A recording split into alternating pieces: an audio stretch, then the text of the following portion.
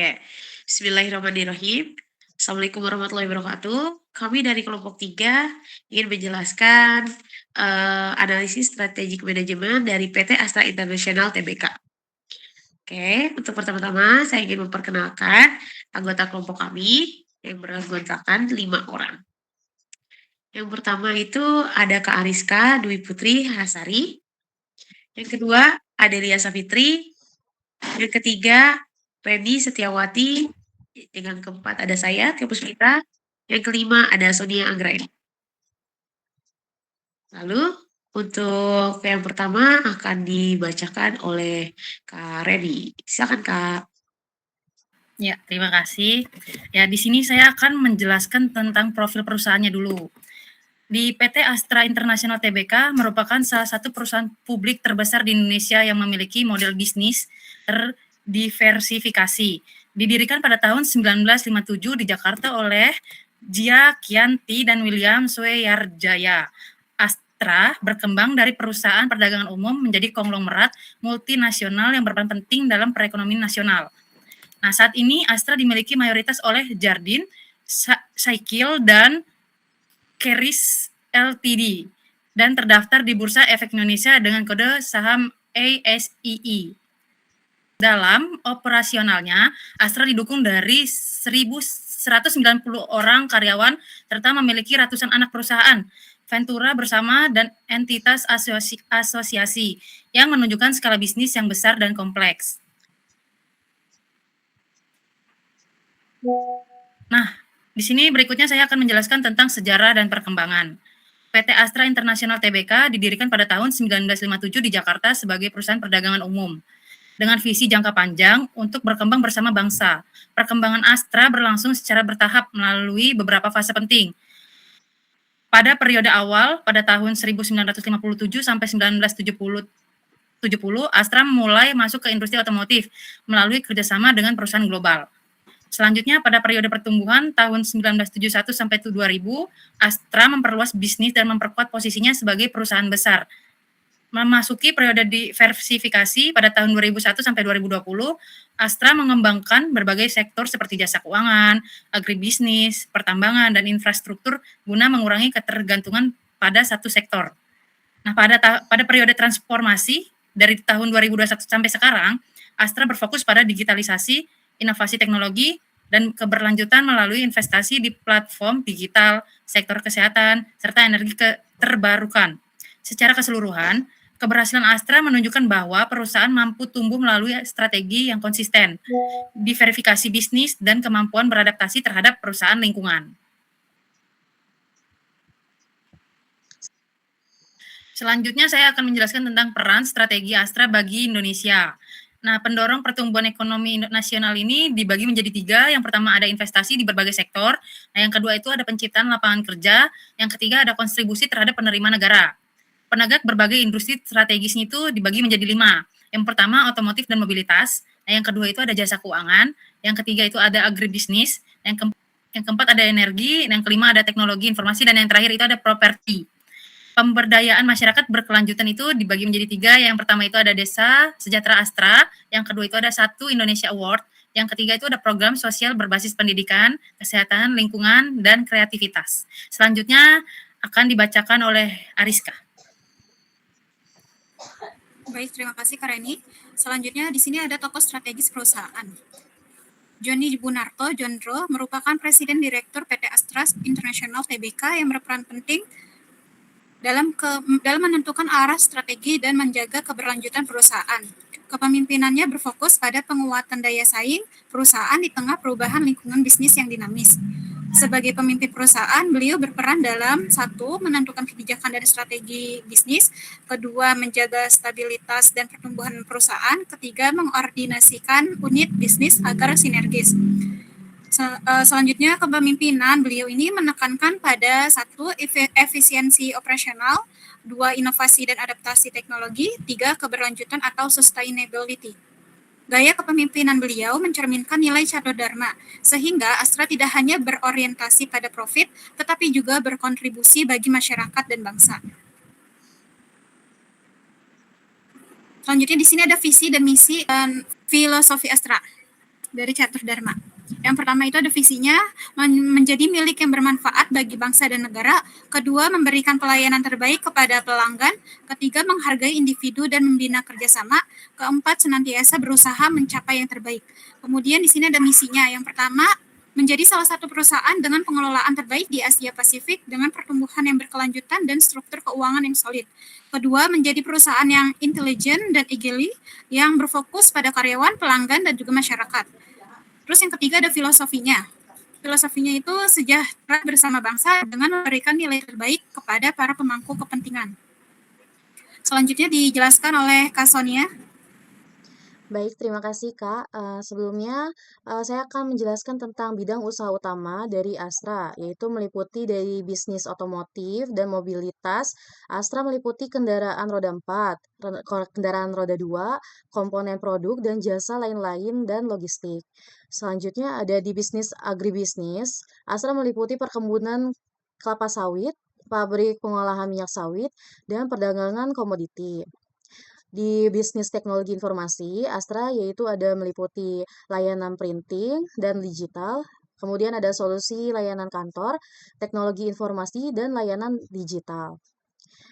Sedangkan di bisnis infrastruktur, Astra meliputi infrastruktur umum, logistik, jalan tol, dan solusi infrastruktur.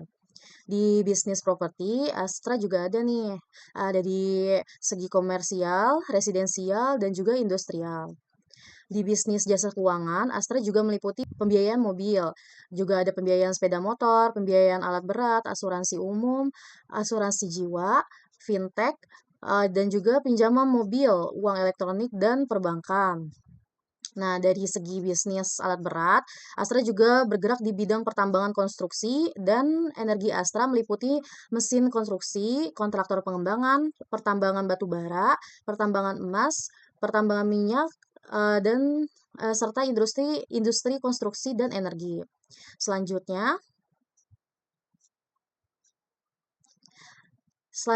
ada strategi yang diterapkan di PT Astra International Tbk.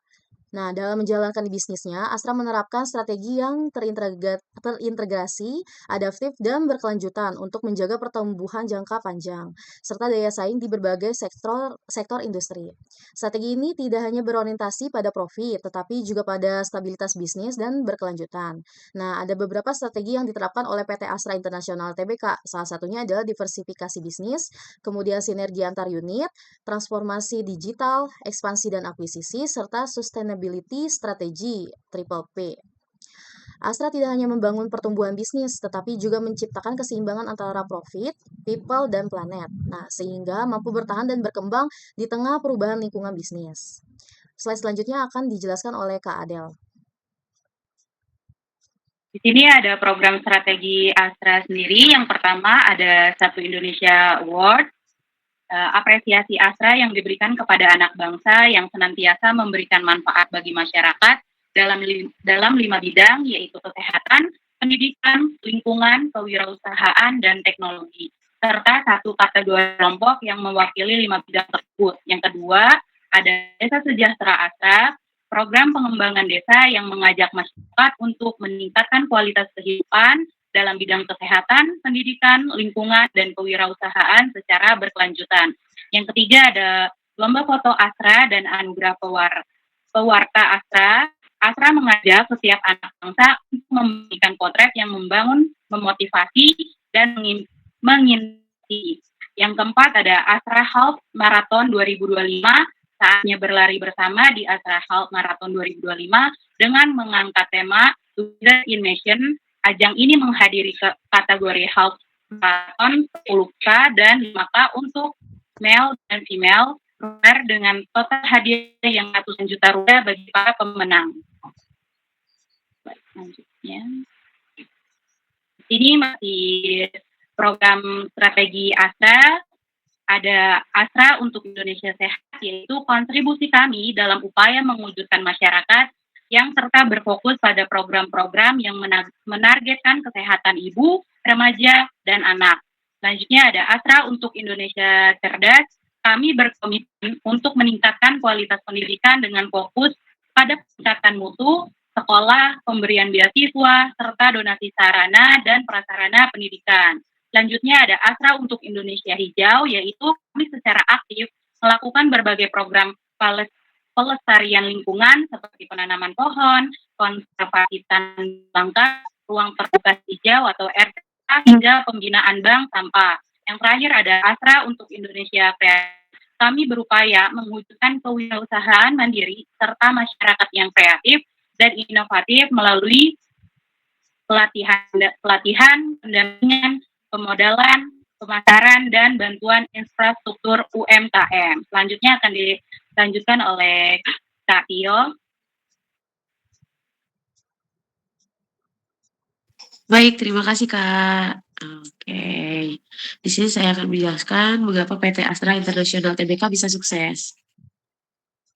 Keberhasilan Astra merupakan hasil dari penerapan manajemen strategi yang konsisten, terarah, dan berkelanjutan.